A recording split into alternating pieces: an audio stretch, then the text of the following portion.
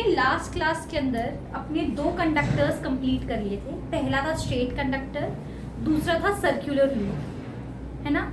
हमने कहा था स्ट्रेट कंडक्टर और सर्कुलर लूप दोनों सिमिलर से चीज़ें हैं, तो इन पे राइट हैंड थंब रूल लगता है ना। अब हम थर्ड कंडक्टर पढ़ने वाले हैं जो हमारे सिलेबस में, that is a solenoid.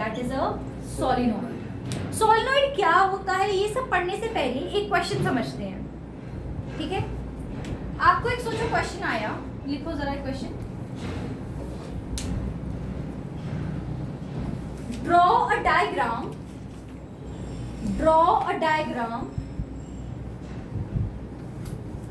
to represent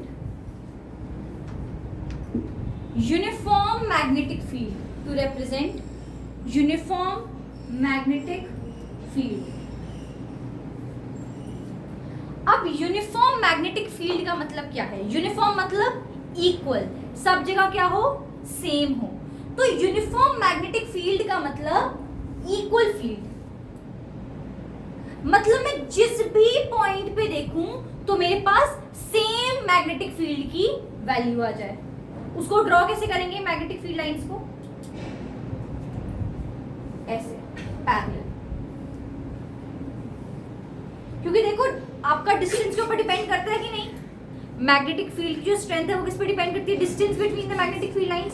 अगर मैं ऐसे कर दूं तो इसमें क्या है, यहाँ पे मैग्नेटिक फील्ड कम है, यहाँ पे मैग्नेटिक फील्ड ज्यादा है, क्योंकि यहाँ पे magnetic field lines are closer to each other. आई बात समझ? तो हम लोगों को अगर इक्वल करना है तो हम क्या करेंगे, इनको पैरेलल बना देंगे एक दूसरे के। तो ये ऐसे भी हो सकता है, ये ऐसे भी हो सकता है, आप इनके एरोस चेंज कर सकते हो ऑफ कोर्स। डन? कोई दिक्कत? ठीक है। तो यूनिफॉर्म मैग्नेटिक फील्ड के लिए मैंने क्या बोला कि अगर मुझे कहीं पर यूनिफॉर्म मैग्नेटिक फील्ड चाहिए तो मैं क्या करूंगी, मैग्नेटिक फील्ड लाइंस को पैरेलल बना दूंगी एक दूसरे के। पैरेलल का मतलब इनमें क्या है, डिस्टेंस इक्वल है। क्या है? डिस्टेंस इक्वल है। इक्वल डिस्टेंस से क्या होगा, अगर डिस्टेंस इक्वल है तो मैग्नेटिक फील्ड स्ट्रेंथ हमेशा सेम रहेगी, इक्वल रहेगी। आ गई बात समझ? अब हम लोग सोलेनॉइड के बारे में पढ़ना शुरू करते हैं। Solenoid is one of those conductors जो सबसे ज्यादा यूज होता है, सबसे ज्यादा यूज होता है।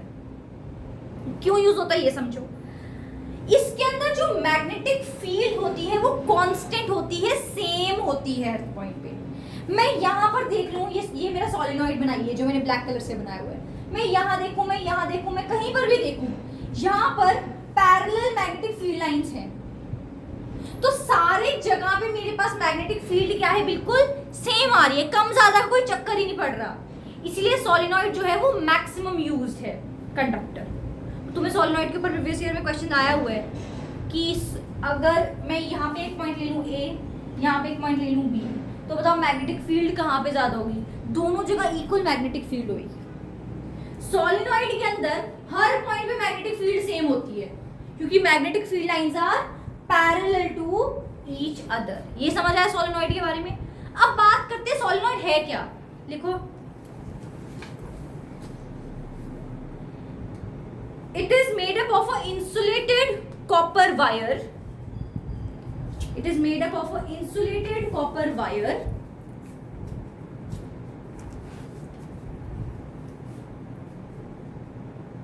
and has uniform magnetic field in it. And has uniform magnetic field in it. आई बात समझ? क्लियर? इसके पास कैसी मैग्नेटिक फील्ड है? यूनिफॉर्म मैग्नेटिक फील्ड है। यूनिफॉर्म मैग्नेटिक फील्ड क्यों है? क्योंकि magnetic field lines are parallel to each other. And ये बनी किससे? कॉपर इंसुलेटेड वायर से, इंसुलेटेड कॉपर वायर से। तो ये कॉपर की वायर ली, मैंने उसको ऐसे स्प्रिंग जैसे कर दिया है, ये क्या बन गया मेरा? सोलेनॉइड बन गया। डन?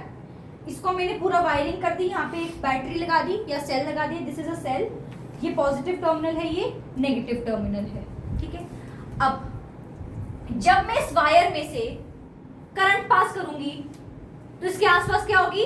मैग्नेटिक फील्ड जनरेट हो जाएगी। तो ये एक मैग्नेट की तरह काम कर पाएगा। It will work like a magnet to me. अच्छा, मैग्नेट की तरह काम करेगा तो मैग्नेट में नॉर्थ और साउथ पोल होने चाहिए। अब एक सोलेनॉइड में कैसे पता चलता है कि नॉर्थ पोल क्या है, साउथ पोल क्या है? पॉजिटिव टर्मिनल वाली साइड साउथ पोल होता है, नेगेटिव टर्मिनल वाली साइड नॉर्थ पोल होता है। कैसे याद रखोगे? N for north, N for negative, N for north, N for negative. तो नेगेटिव टर्मिनल वाली side north pole of the magnet बन जाता है या फिर सोलेनॉइड बन जाता है, एंड पॉजिटिव टर्मिनल वाली side south pole of the solenoid बन जाता है। I hope I am clear. कोई दिक्कत? चलो आगे चलते हैं। सबको समझ आया सोलेनॉइड के बारे में? सोलेनॉइड क्या है? It is basically a insulated copper wire जिसकी कुछ ऐसी स्प्रिंग लाइक शेप होती है। इसके अंदर सबसे बड़ा प्लस पॉइंट होता है कि it has uniform magnetic field. ये बात याद रखना, मैंने स्ट्रेट वायर आपको पढ़ाया, मैंने सर्कुलर लूप पढ़ाया, बट उनके अंदर यूनिफॉर्म मैग्नेटिक फील्ड नहीं थी। यूनिफॉर्म मैग्नेटिक फील्ड कहां पर थी? हमारी सोलेनॉइड के अंदर। ठीक है, सबसे अच्छी प्रॉपर्टी ये है इसकी। और पॉजिटिव टर्मिनल वाली साइड साउथ पोल बनता है, नेगेटिव टर्मिनल वाली साइड नॉर्थ पोल बन जाता है। नेक्स्ट चीज, अगर ये एक मैग्नेट है, मैं इसको एक बार मैग्नेट जैसे समझ लूं, अगर ये मेरी मैग्नेट पार्ट वाला बन गया, ये पार्ट मैंने साउथ बोला, ये पार्ट नॉर्थ बोला, अगर मैं इसके टर्मिनल चेंज कर देती तो यहाँ पे साउथ नॉर्थ भी क्या होते? बदल जाते। आई बात समझ?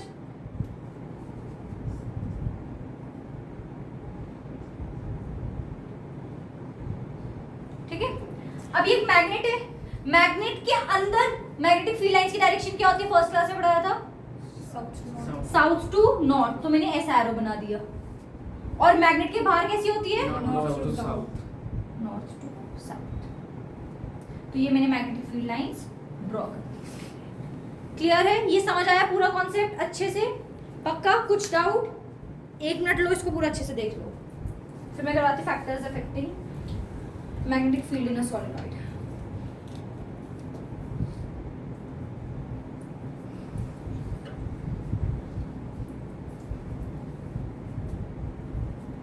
कुछ नहीं समझ आया तो पूछ लेना मेरे से।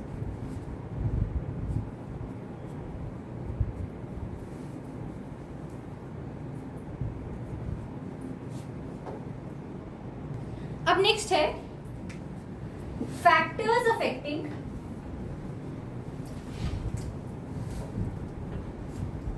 Magnetic field in a solenoid. एक सोलेनॉइड के अंदर मैग्नेटिक फील्ड को क्या क्या चीजें अफेक्ट कर सकती हैं? कौन बताएगा? ट्राई तो करो, आसान है, common sense. Direction of current. देखो सीधी बात है, अगर मैं इस बैटरी को उल्टा लगा दूंगी तो मेरा करंट की डायरेक्शन चेंज हो जाएगी, मेरी मैग्नेटिक फील्ड लाइंस की भी डायरेक्शन चेंज हो जाएगी। तो पहला है direction of current, amount of current. जितना ज्यादा करंट पास करूंगी उतना ज्यादा मेरे पास क्या होगा? मैग्नेटिक फील्ड होगी। फोन सा साइलेंट करके आया करो। जितना ज्यादा मैं करंट पास करूंगी उतना ज्यादा क्या होगी? मैग्नेटिक फील्ड होगी। Done. Next, distance from the solenoid.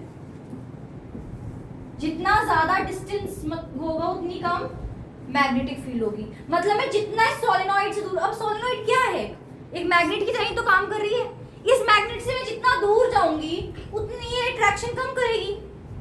आई बात समझ? समझ आ रहा है सबको? ठीक है, तो मैं जितना ज्यादा दूर लेके जाऊंगी अपने आयरन के पीस को उतनी ज्यादा कम अट्रैक्शन में, जितना पास लेके आऊंगी उतनी जल्दी वो यहाँ पे अट्रैक्ट होगा। लास्ट है आपका नंबर ऑफ टर्न्स। ये इंपॉर्टेंट है, जरा सुन लो। इस सोलेनॉइड में अगर मैं आपको 2 सोलेनॉइड्स दिखाऊं, वैसे तो आपको नंबर ऑफ टर्न्स नहीं लिखना चाहिए, number of turns per unit length लिखना चाहिए, बट आपको नंबर ऑफ टर्न्स भी ठीक करते हैं पेपर। मैं नहीं ठीक करूंगी, सिंपल लॉजिक समझाती हूँ। क्योंकि अगर मैं सिर्फ नंबर ऑफ टर्न्स लिख रही हूँ, अब रिदम ने नंबर ऑफ टर्न्स बताया मुझे 10 मीटर की वायर के अंदर, मैं नंबर ऑफ टर्न्स देख रही हूँ 2 मीटर की वायर के अंदर। फर्क है ना? इट इज सिंपली लाइक एक बच्चा कहता है मेरे 44 मार्क्स आए हैं और दूसरा बच्चा भी कह रहा है मेरे 44 मार्क्स आए हैं, बट एक के 80 में से 44 आए, एक के 50 में से 44 आए। फर्क तो है ना 44 में। आई बात समझ? तो आपको स्पेसिफाई करना पड़ेगा पर यूनिट लेंथ के, मतलब 1 मीटर की लेंथ के अंदर कितने टर्न्स आए। अगर मैं ये 2 वायर्स लूं, ये मेरी वायर्स हैं 1 मीटर की, एक ये वायर है और एक ये वायर है। किसकी मैग्नेटिक फील्ड ज्यादा होगी? पहले वाले, क्योंकि इसमें टर्न्स ज्यादा है तो मैग्नेटिक फील्ड लाइंस भी ज्यादा होंगी एक दूसरे के साथ, और इसीलिए हमारे पास मैग्नेटिक स्ट्रेंथ भी ज्यादा होगी। Clear? So number of turns per unit length किसको रिप्रेजेंट करते हैं? मोर मैग्नेटिक फील्ड। क्लियर? कोई दिक्कत यहाँ तक? आगे चल सकते हैं? एक नोट ले लो, देख लो। मैंने क्या बोला? डायरेक्शन ऑफ करंट, मैंने बैटरी का उल्टा कर दिया, मेरे करंट की डायरेक्शन चेंज हो जाएगी, उससे फर्क पड़ जाएगा मेरे सॉलिनॉइड पे। अमाउंट ऑफ करंट, जितना ज्यादा करंट पास करूंगी उतनी ज्यादा मैग्नेटिक फील्ड स्ट्रेंथ, जितना ज्यादा मैं अपने मेटल को या आयरन को दूर लेके जाऊंगी अपने सॉलिनॉइड से या फिर मैग्नेट से, उतनी क्या होगा, मेरी मैग्नेटिक फील्ड जो है वो कम हो जाएगी। Number of turns per unit length, जितनी ज्यादा टर्न्स होंगे उतनी ज्यादा मैग्नेटिक फील्ड लाइंस होंगी, उतनी ज्यादा स्ट्रेंथ होगी उनमें। चलिए अब आगे चलते हैं, नेक्स्ट टॉपिक है that is electromagnets. That is electromagnets. लिखो heading electromagnets. Electromagnets are basically temporary magnets. Electromagnets क्या होते हैं? Temporary magnets.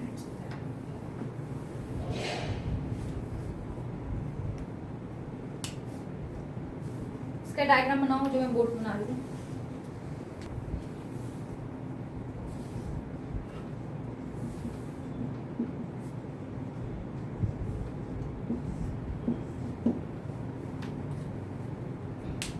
चलो तुम्हारा एक होमवर्क है,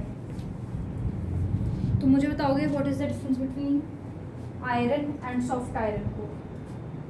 difference between iron core and soft iron core तुम मुझे यहाँ एक्सप्लेन करोगे आके, ठीक है? और मैं किससे भी रैंडमली पूछ सकती हूँ। समझ आ गई बात? और मैं भूलूंगी नहीं homework. Iron soft iron core, soft iron core, ठीक है? चलो अब समझते हैं हमारा next topic that is electro magnets. Electromagnets क्या होते हैं? बहुत आसान है। सोचो मैंने एक सॉलिनॉइड ली, इसको पहले समझना होता क्या है।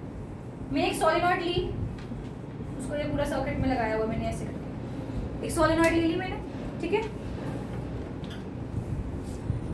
अब मैंने इसमें से करंट पास करना शुरू करा, करंट पास करा तो ये जो सॉलिनॉइड है इसमें मैग्नेटिज्म आ गया, इसमें मैग्नेटिक प्रॉपर्टीज आ गई, क्योंकि इसमें वो पैरेलल मैग्नेटिक फील्ड लाइंस बन गई थी। समझ आया बात? ये सॉलिनॉइड क्या बन गया? अब एक कुछ मैग्नेटिक मटेरियल की तरह काम करने लग गया। अब मैंने उस जो कॉपर इंसुलेटेड वायर है उसके बीच के अंदर एक सॉफ्ट आयरन की ऐसे रॉड घुसा दी, ठीक है? अब हुआ क्या? इट इज लाइक संगति का असर, समझते हो? अब इसमें संगति का असर वाला फर्क है। ये जो हमारे पास बैटरी थी, यहाँ से पॉजिटिव टर्मिनल से हमारा करंट निकलता है, नेगेटिव टर्मिनल तक आया, जिसके कारण क्या हुआ, मेरे पास ये जो ब्लू कलर से मैंने ब्लू कलर से कॉपर इंसुलेटेड वायर बनाई सॉलिनॉइड, ये मैग्नेटाइज हो गया, इसके अंदर यूनिफॉर्म मैग्नेटिक फील्ड आ गई। अब इसके अंदर जब मैंने सॉफ्ट आयरन कोर डाली ना, उसने क्या दिखाया? अपनी संगति का असर। अब ये अंदर क्या है? मैग्नेटिक प्रॉपर्टीज है, तो ये भी क्या हो गया? साइमल्टेनियसली मैग्नेटाइज हो गया। क्या हो गया?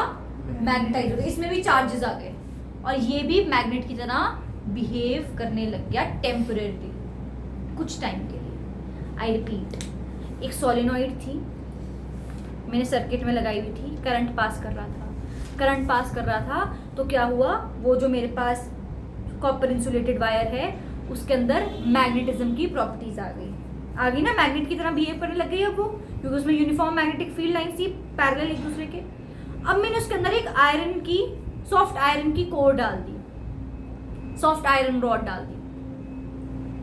अब वो क्या हुआ? सॉफ्ट आयरन कोर से क्या हो गई? इन्फ्लुएंस होकर वो भी किस तरह से बिहेव करने लग गई?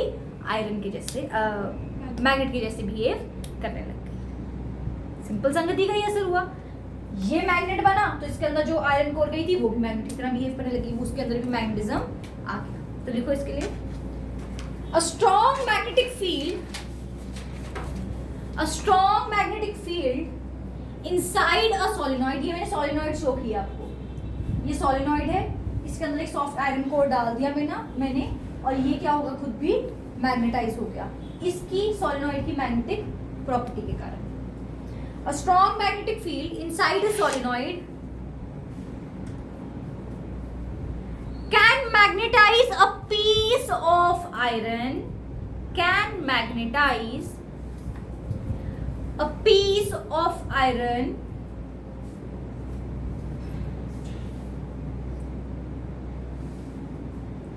या फिर लिखो soft iron core, soft iron core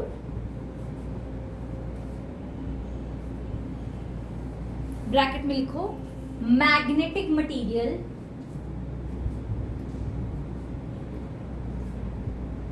bracket close inside a coil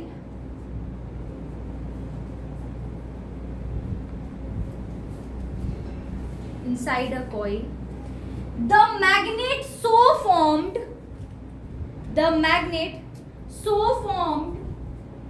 is called electromagnet, मैंने क्या बोला, ये जो सॉफ्ट आयरन कोर मैंने इसमें डाली थी वो मैग्नेटाइज हो गई और एक मैग्नेट की तरह बिहेव करने लग गई, ये मैग्नेट की तरह बिहेव करने लग गई थी ना। पहले तो ये सोलेनॉइड था, इसके अंदर मैंने आयरन की कोर घुसा दी, सॉफ्ट आयरन कोर घुसाई तो एक मैग्नेटाइज हो गई और ये भी किसकी तरह एक्ट करने लगी, मैग्नेट की तरह। अब ये जो मैग्नेट की तरह एक्ट करके गई है सॉफ्ट आयरन कोर, इसे मैंने क्या बोला है, इलेक्ट्रोमैग्नेट। ये तब तक इलेक्ट्रोमैग्नेट बनी रहेगी या मैग्नेटिक बिहेवियर शो करती रहेगी जब तक ये सोलेनॉइड के अंदर यूनिफॉर्म मैग्नेटिक फील्ड रहेगी, और ये कब तक रहेगी, जब तक करंट पास होता रहेगा। आई बात समझ, जब तक करंट पास करता रहेगा सोलेनॉइड के अंदर यूनिफॉर्म मैग्नेटिक फील्ड जनरेट होती रहेगी, संगति के असर के कारण ये भी किस तरह की बिहेव करेगी, इलेक्ट्रोमैग्नेट की तरह। आगे बात समझ, लिखो next, differentiate between permanent magnets and electromagnets. Differentiate between permanent magnets and electromagnets.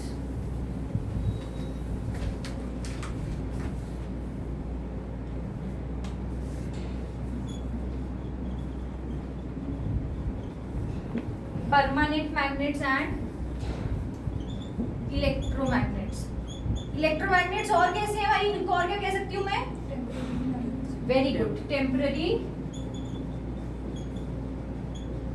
Magnets,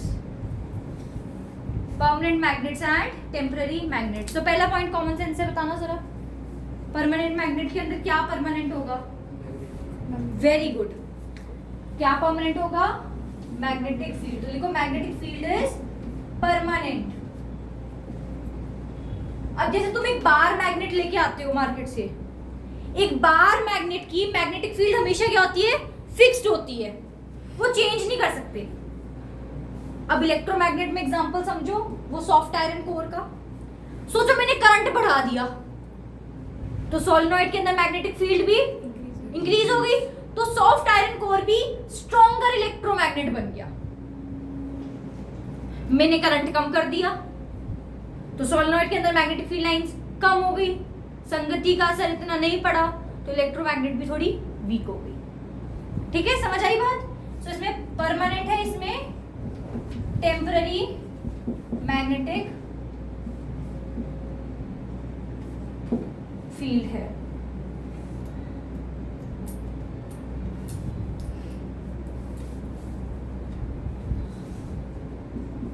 strength पे लिख लो, स्ट्रेंथ इसकी फिक्स्ड है, इसकी स्ट्रेंथ फिक्स्ड नहीं है, चेंज हो सकती है स्ट्रेंथ इसकी। मैं सोलेनॉइड के अंदर नंबर ऑफ टर्न्स बढ़ा दूंगी तो क्या होगा, मैग्नेटिक फील्ड की स्ट्रेंथ भी बढ़ जाएगी। ठीक है,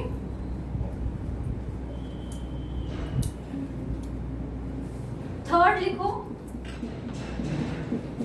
पोलैरिटी इज फिक्स्ड। पोलैरिटी का मतलब होता है नॉर्थ साउथ पोल, इसके अंदर north south pole are not fixed.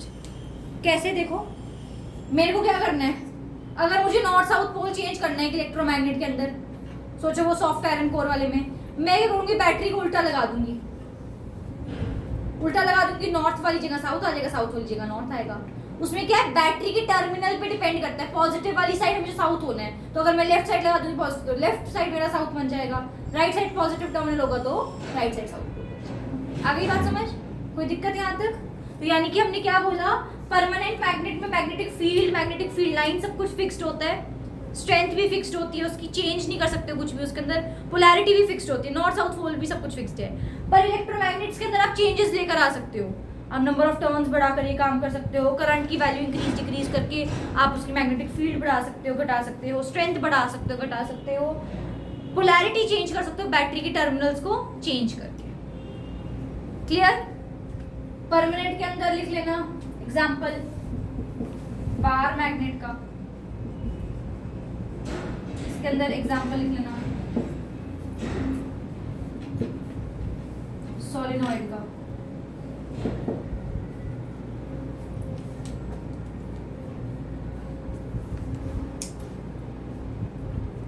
ठीक है, नेक्स्ट क्लास में will be doing AC DC current, household circuits and एक टॉपिक हमारा रह जाएगा उसके बाद, और that is Fleming's left hand rule, वो भी करना है, थोड़ा लंबा टॉपिक है, 2 क्लासेस लगेंगी मुझे अभी इसको कंप्लीट करने में। ठीक है, तो नेक्स्ट क्लास थोड़ी इजी रहेगी, सिंपल होगा टॉपिक। मिलते हैं फिर नेक्स्ट क्लास में AC DC house hold circuits के साथ, शॉर्ट सर्किटिंग ओवरलोड के साथ।